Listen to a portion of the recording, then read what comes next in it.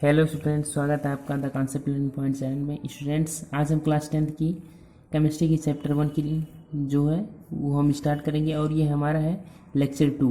पिछला लेक्चर हमने पढ़ चुका है और पिछले लेक्चर में हमने देखा है कि अभिक्रियाएँ क्या होती हैं, अभिक्रियाएँ कितने प्रकार की होती हैं। मतलब जैसे कि एक होता है रासायनिक अभिक्रिया और एक होता है नाभिकीय अभिक्रिया। ठीक है, तो फिर अब हम देखेंगे इसकी। और हम देख लिए थे कि ये रासायनिक अभिक्रिया होती क्यों है। अब हम देखेंगे कि रासायनिक समीकरण क्या होता है। ठीक है, रासायनिक समीकरण, रासायनिक समीकरण।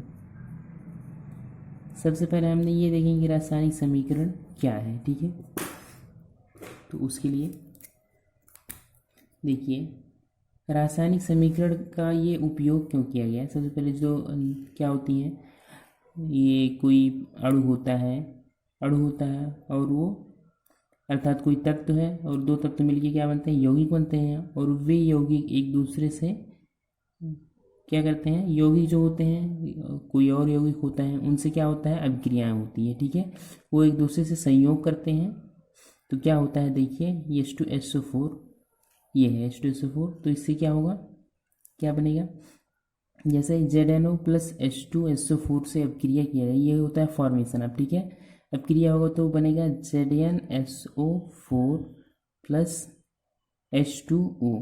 ठीक है, ये क्या है, जिंक ऑक्साइड, ये क्या है, सल्फ्यूरिक एसिड, ये क्या है, जिंक सल्फेट। ठीक है, जिंक सल्फेट, ये लिख दें जिंक सल्फेट, SULPHAT, ये है हमारा जल अर्थात वाटर। ठीक है, पिछले लेक्चर में हमने इसको सल्फाइड लिख दिया था लेकिन ये क्या है, सल्फेट है। ठीक है, गलती से हो गया था वहाँ पे, इसको आप सही कर लीजिएगा। ठीक है, तो ये क्या है, ZNO प्लस H2SO4 से अभिक्रिया हुई तो क्या बना, ZnSO4 प्लस H2O। ठीक है, तो यदि हम इसे लिखें जैसे जिंक ऑक्साइड, हम लिखें यहाँ पे जिंक ऑक्साइड। ठीक है, zinc oxide plus sulphuric acid, यहाँ पे इसे रहेगा फ्यूरिक अम्ल, यहाँ पे होगा फॉर्मेशन ऑफ, यहाँ पे लिखे हम जिंक ऑक्साइड प्लस जल। ठीक है, इस प्रकार अगर हम लिखे हैं तो ये बहुत बड़ा हो जाएगा, अर्थात शब्दों में लिखें तो बड़ा हो जाएगा, इसलिए ये प्रतीकों की आवश्यकता हुई। ठीक है, प्रतीक बनाया गया। ठीक है, प्रतीक क्या होता है, किसी भी तत्व को जो दर्शाता है अर्थात संकेत, वह संकेत जो किसी प्रतीक को बताता है उसे क्या कहते हैं, क्या होता है, प्रतीक कहते हैं। ठीक है, ये प्रतीक जैसे जिंक Zn है, जिंक का प्रतीक है, Na है, सोडियम का प्रतीक है, Mg है, मैग्नीशियम का प्रतीक है। ये सब क्या है, अर्थात वह अक्षर है जो किसी भी तत्व के संकेत को बताता है, उसे क्या कहते हैं, प्रतीक। ठीक है, तो ये प्रतीकों से बनकर ये Zn है, Zn और ऑक्सीजन मिलके क्या बना है, एक यौगिक बना है और दो यौगिक आपस में अभिक्रिया करके कोई दूसरा यौगिक बनाते हैं। तो इस प्रकार क्या होता है, ये होता है रासायनिक समीकरण। इस प्रकार हम लिख देंगे इसे, तो ये हो जाएगा रासायनिक समीकरण। तो हम इसे क्या कहते हैं, रासायनिक समीकरण। फिर आगे देखते हैं क्या है, फिर आता है रासायनिक समीकरण को संतुलित करना। तो कैसे इसे हम संतुलित करते हैं, देखते हैं। तो सबसे पहले लेते हैं जैसे है सल्फर। ठीक है, सल्फर को हम ऑक्सीजन में जलाते हैं, अर्थात सल्फर को ऑक्सीजन से अभिक्रिया कराते हैं। ये सल्फर है, ये ठोस होता है। ठीक है, ठोस है, ऑक्सीजन की प्रेजेंस में इसे जलाएंगे तो ये बनेगा SO2। ठीक है, तो देखिए सल्फर क्या है, ये रासायनिक समीकरणों को कैसे संतुलित किया जाता है ये हम आपको बता रहे हैं।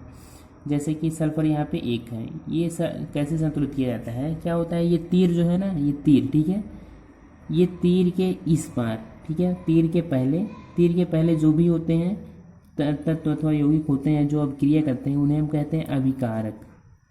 ठीक है, अभिकारक होते हैं और ये जो होते हैं इन्हें क्या कहते हैं, उत्पाद। ठीक है, उत्पाद होता है और यहाँ पे जो लगते हैं उन्हें फिर मतलब जो क्या कहते हैं, कैटालिस्ट होते हैं, वो उत्प्रेरक, यहाँ पे उत्प्रेरक लगते हैं, इस अभिक्रिया को करवाते हैं। ठीक है, फिर देखते हैं कैसे है और एग्जाम्पल लेते हैं जैसे Na+H2O, ठीक है। सोडियम को जल से क्रिया कराया जाए तो ये होगा NaOH+H2, ठीक है। तो देखिए यहाँ पे सोडियम 1 है, यहाँ भी सोडियम 1 है, यहाँ पे हाइड्रोजन 2 है, यहाँ पे हाइड्रोजन 2 और 1, यहाँ पे 3 हो गया, ठीक है।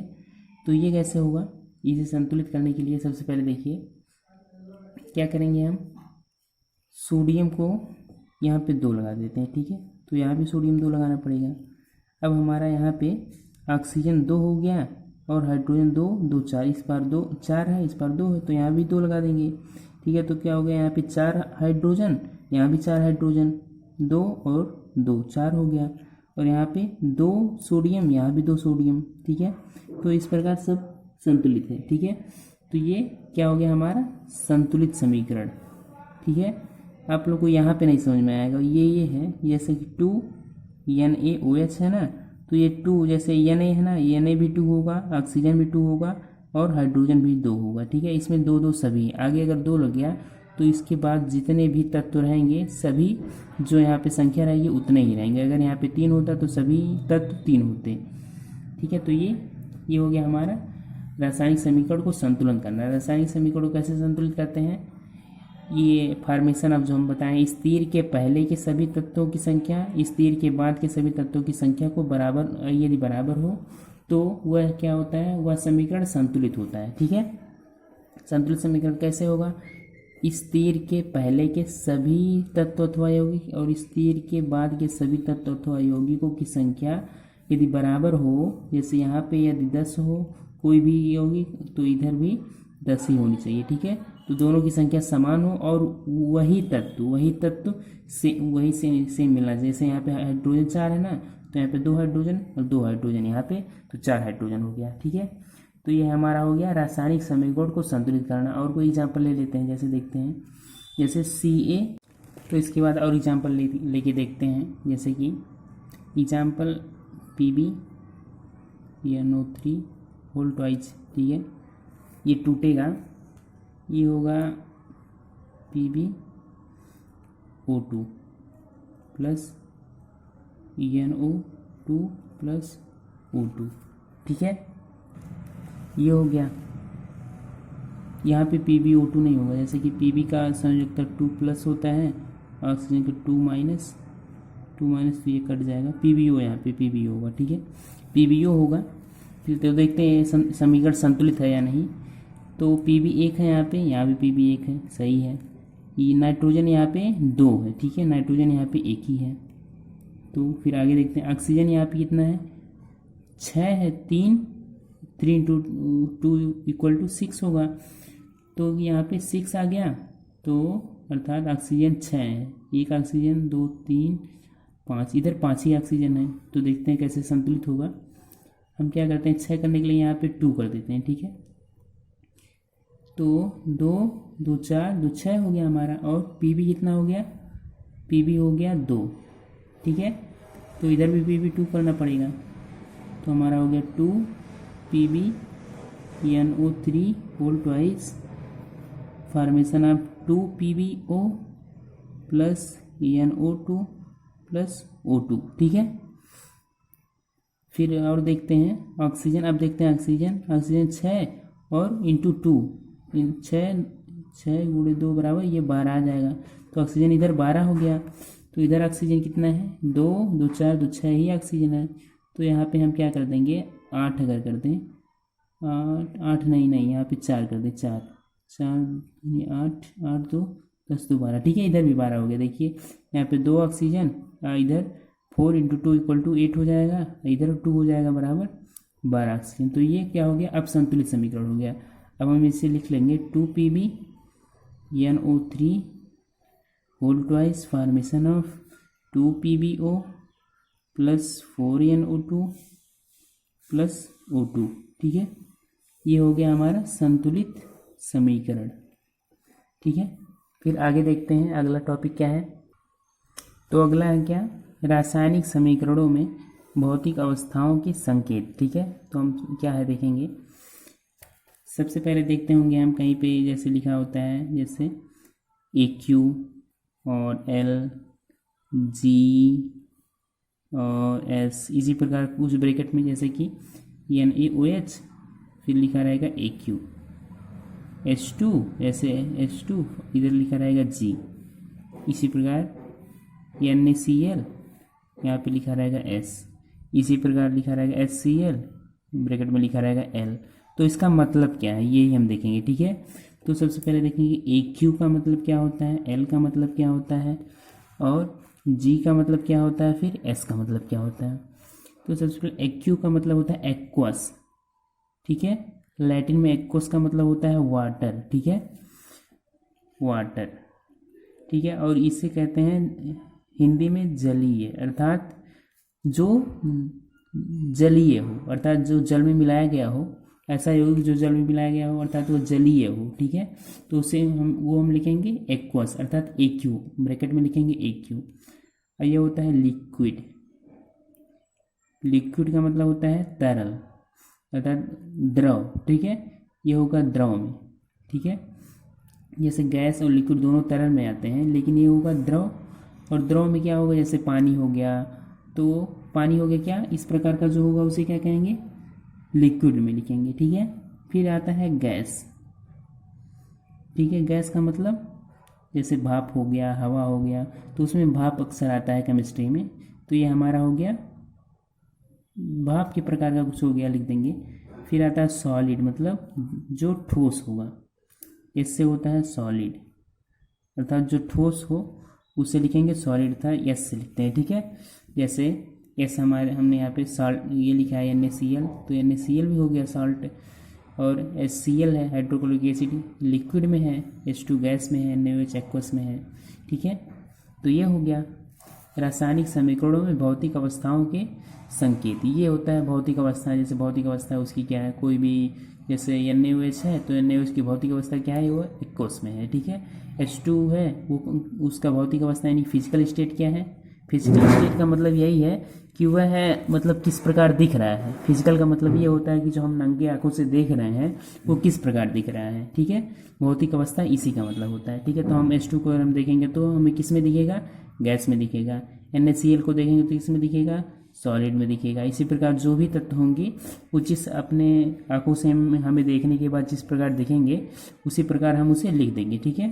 तो इसमें एक्वस हो गया, लिक्विड हो गया, गैस हो गया और सॉलिड हो गया। फिर आगे देखते हैं अगला टॉपिक क्या है। अब इसके बाद आता है ये रासायनिक समीकरणों के प्रकार, ठीक है। क्या है, रासायनिक समीकरणों के प्रकार कितने प्रकार के होते हैं ये हमें देखना है, ठीक है। तो हम वैसे बेसिकली अभी लिख लेते हैं, हम अगले लेक्चर में इसे देखेंगे कौन कौन से ये हम लिख लेते हैं, ठीक है। चौथा, पाँचवा, छठवां जितने भी होंगे। तो सबसे पहले होता है योगात्मक अपक्रिया, ठीक है। योगात्मक मतलब एडिशन रिएक्शन, योगात्मक अभिक्रिया, ठीक है। ये हमारा योगात्मक अपक्रिया हो गया। फिर दूसरा है प्रतिस्थापन अपक्रिया, प्रतिस्थापन अभिक्रिया। फिर उसके बाद आता है उत्क्रमणीय अभिक्रिया, उत्क्रमणीय अभिक्रिया, ठीक है। फिर इसके बाद आता है अनुत्क्रमणीय अभिक्रिया, ठीक है, अनुत्क्रमणीय अभिक्रिया, यह है अनुत्क्रमणीय अभिक्रिया। फिर उसके बाद आता है ऊष्मा शोषी अभिक्रिया, ऊष्मा शोषी अभिक्रिया, ऊष्मा शोषी। और ये होता है ऊष्मा क्षेपी अभिक्रिया, ऊष्मा क्षेपी अभिक्रिया, ठीक है। उसके बाद फिर है और भी है, उसके बाद आता है अपघटन अभिक्रिया, अपघटन अभिक्रिया। उसके बाद आता है उभय अपघटन अभिक्रिया, उभय अपघटन अभिक्रिया यही है। उसके बाद फिर एक आता है वियोजन अभिक्रिया, ठीक है, वियोजन अभिक्रिया, ठीक है। इन सभी के बारे में हम अगले लेक्चर में देखेंगे। क्या है योगात्मक प्रतिस्थापन, उत्क्रमणीय अनुत्क्रमणीय, ऊष्माशोषी, ऊष्माक्षेपी, अपघटन अभिक्रिया, उभय अपघटन अभिक्रिया, वियोजन अभिक्रिया, इन सभी के बारे में हम डिटेल से अगले लेक्चर में देखेंगे। ठीक है, तो चलते हैं।